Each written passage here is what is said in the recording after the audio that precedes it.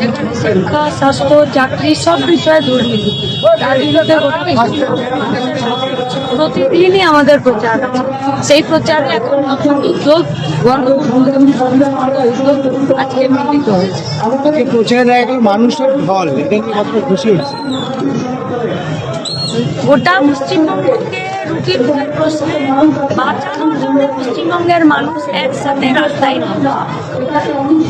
আপনার বিধানসভার পাশে কানাইপুর কানাইপুর এলাকাতে হচ্ছে এসআইআর এর কারণে একজনের মৃত্যু হয়েছে আজকে সকালে।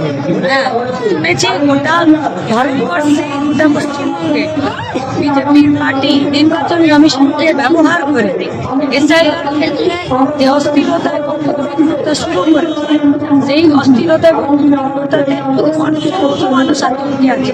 তৃণমূল সেই অস্থিরতা এবং উদ্বিগ্নতাকে ওই যুদ্ধের মধ্যে, ওই আগুনের মধ্যে ঘি ঢেলে দিয়েছে। ফলত মানুষ আর ব্যতিব্যস্ত মানুষের চিন্তিত হয়েছে।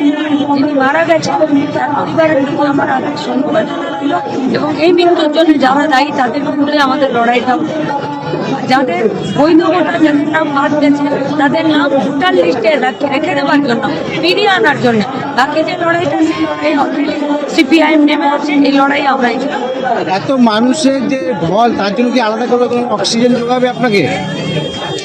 আমি তো আর মানুষ থেকে আলাদা নই, আমরা সিপিআইএম এর কর্মী, এবং আজকে যারা এসেছেন সিপিআইএম এর কর্মী সহ সাধারণ মানুষ এসে দাঁড়িয়েছে।